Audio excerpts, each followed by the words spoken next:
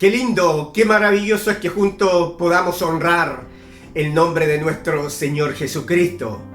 Como dije al comienzo, cuando hay gratitud en nuestras vidas, cuando hay gozo en nuestros corazones, a pesar de las dificultades, de las angustias, preocupaciones, esa alabanza fluye de lo profundo de nuestro corazón con un olor grato delante de la presencia de Dios.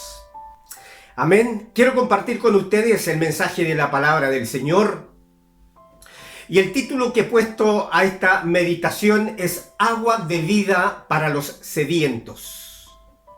La pregunta final que cada persona enfrentará en algún momento en su vida, el momento, el asunto crucial que determinará el destino eterno de cada persona, es ¿qué haré con Jesús? ¿Lo escuchaste bien? ¿Qué haré con Jesús? A lo largo de los siglos, millones de personas han tomado decisiones equivocadas con respecto a la persona de Jesucristo. La Biblia nos dice que los líderes judíos y la multitud que había en ese momento cuando Jesús expresa su palabra y enseña sobre el reino de Dios, dice la palabra del Señor que rechazaron a Jesús, el único Salvador del mundo. Pero debo decirte que para esta pregunta hay solo una respuesta. Dice la Biblia que debemos confesar con la boca que Jesucristo es el Señor y creer en el corazón que Dios le levantó de los muertos. Romanos 10, capítulo 9. Además dice que debemos nosotros reconocer que en ningún otro hay salvación, dice la palabra del Señor, porque no hay otro nombre bajo el cielo dado a los hombres en que podamos ser salvos. Sin embargo, hoy por hoy hay multitudes de personas, hay gran cantidad de personas que busca satisfacer una necesidad espiritual en su corazón, en su vida, como es la sed espiritual. No han confesado a Jesucristo, no han recibido a Jesús en sus corazones y por lo tanto esa necesidad, esa sed sigue aún vigente en sus vidas.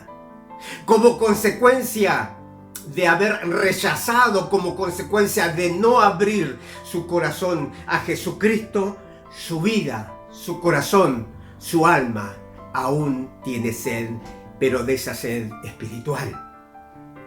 Vamos a la palabra de Dios. ¿Cuál era el contexto histórico que se pronuncia o Jesús habla este versículo que yo voy a leer a continuación? El escenario era Jerusalén y el momento, dice la Biblia, que era el último día de la fiesta de los tabernáculos. Jesús allí hace una invitación. En el último día, el más solemne de la fiesta, Jesús se puso de pies y exclamó: si alguno tiene sed, venga a mí y beba. De aquel que cree en mí, como dice la Escritura, brotarán ríos, dice la palabra del Señor, ríos de agua viva.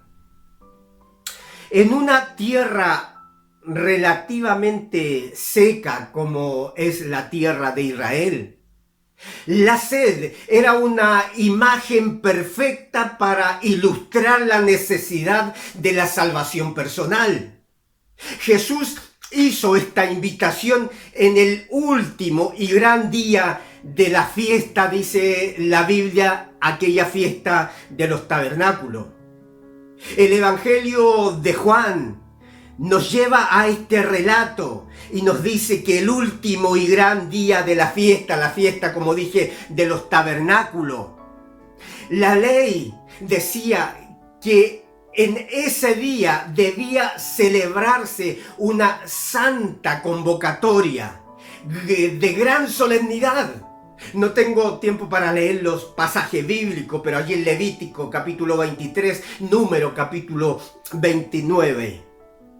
Esto hacía de aquel día un día de mucho gozo, de mucha alegría, un día especial. ¿Y en qué consistía la ceremonia? La ceremonia conmemoraba la provisión milagrosa de agua durante los días que el pueblo de Dios, el pueblo de Israel, transitó por el desierto. Dice la historia que cada día de la fiesta, el sumo sacerdote sacaba agua del estanque de Siloé y lo llevaba en procesión hasta el templo. En la puerta del agua dice que allí entraba. En ese momento, como era una fiesta, se tocaba 3 veces el shofar. También se recitaba Isaías capítulo 12, verso 13 y siguiente. Y en el templo, dice la palabra del Señor, los sacerdotes marchaban alrededor del altar mientras el coro cantaba Salmo 113, Salmo 118. Un día de fiesta, un día de alegría. Entonces dice la palabra del Señor que el agua era derramada como ofrenda para Dios. Fue entonces en ese contexto, en esa ceremonia, que Jesús dijo aquellas impresionantes palabras que nos impactan a todos. Si alguno tiene sed, venga a mí y beba. Una vez más el Señor emplea un elemento físico. Si nos dimos cuenta en el pasaje de la palabra del Señor, emplea un elemento físico para enseñar una verdad espiritual. Todos entendemos que sin agua es imposible vivir una vida física. Y del mismo modo también tenemos necesidad espiritual, que solo Cristo puede satisfacer esa necesidad. Y esa necesidad es de la sed espiritual. Notemos lo que Jesucristo hizo en aquella ocasión. Dice la Biblia que Él cambió ese enfoque de la ceremonia.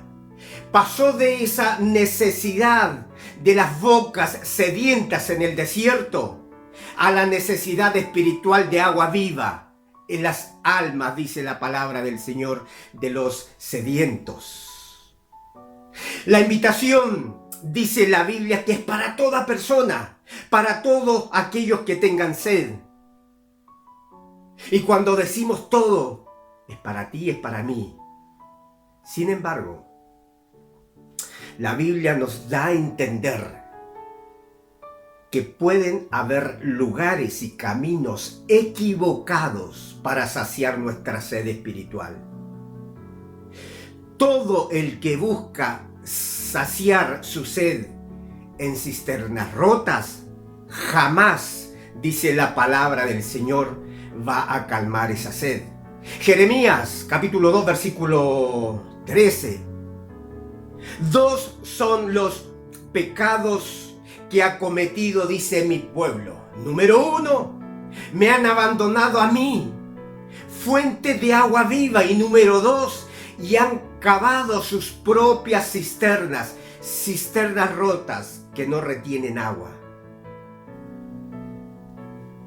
Es a todos los insatisfechos, es a todos los sedientos que Jesús entonces les promete saciar esa sed. Y obviamente Él no nos va a echar de su presencia si venimos ante Él con esta necesidad. Él va a satisfacer, como dije, esa sed espiritual. Son invitados entonces, o somos invitados a ir a la fuente de agua viva. Vengan a mí, beban, dice la palabra del Señor. Por mucha sed espiritual que podamos tener, allí está la invitación. Ahora resumo esta invitación de Jesús diciendo, primero, que el que tiene sed es aquel que reconoce esa necesidad. El que tiene sed de Dios, el que quiere saciar su sed, es aquel que reconoce esa necesidad. Segundo, si queremos encontrar alivio, entonces debemos ir, dice la palabra del Señor, a Jesús, la única fuente de agua viva, y aceptar además los cambios que Él propone. Es la palabra del Señor. La Biblia nos dice que el joven rico vino corriendo, ¿se acuerdan de que el pasaje delante de él, delante de Jesús, y preguntó: maestro, maestro, maestro bueno, ¿qué haré para heredar la vida eterna? Quiero parafrasear este texto y decir: maestro, maestro, ¿qué debo hacer para saciar esa sed que hay en mi corazón, en mi vida? Creo que la historia la mayoría la conoce, y el desenlace final también dice la Biblia que él se fue triste, sin poder saciar esa sed espiritual.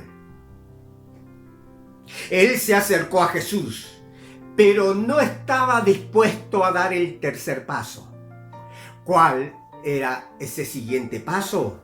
La renuncia. Dice la Biblia que en el momento que entregamos nuestra vida a Cristo, Él pasa a ser nuestro Señor y debemos hacer su voluntad. Él gobierna nuestras vidas y debemos hacer su voluntad y no nuestra voluntad. Algo importante hay en esta historia de la palabra del Señor. En principio, hay dos cosas que están implícitas allí en estas palabras del Señor y que nunca cambian. Número uno, notamos que a pesar de toda la alegría de una semana de fiesta, de una semana de gozo, que era la semana o la fiesta de los tabernáculos, nos imaginamos que pudo haber gran gozo, gran alegría, puesto que la palabra del Señor allí lo dice. El Señor sabía que aún persistía esa sed física cuando se levanta y cuando se para allí en aquel lugar. ¿Te hace sentido esto? Podremos tener todas las riquezas, podemos tener todas las comodidades para vivir una vida placentera, podemos tener amigos, amigas, familia, pero sí debemos reconocer que eso no va a satisfacer nuestra sed espiritual. Y lo segundo, quedaba allí en evidencia la carencia de la religión judía y todos aquellos rituales para llenar completamente el vacío de las necesidades espirituales de la persona. Por eso dije anteriormente que hay caminos equivocados, hay lugares equivocados, hay religiones equivocadas, que no es el camino de Jesucristo y que muchas personas transitan por él con el único anhelo y deseo de satisfacer su necesidad y aquella sed. Amén. Esta invitación que hace nuestro Señor Jesucristo tiene una respuesta de parte de esa multitud de gente que estaba celebrando la fiesta de los tabernáculos. No se olviden que en ese contexto histórico fue que Jesús se levanta, se pone en pies, cuando los sacerdotes derramaban esa agua en gratitud, en alabanza a Dios por la provisión milagrosa de agua en el desierto. De tal manera que había mucho gozo, mucha alegría en aquella multitud. Y hubo una respuesta de parte también de los que estaban allí, de esa gran multitud. Y quiero separar en este mensaje a estas personas, a esta multitud, en tres grupos de personas.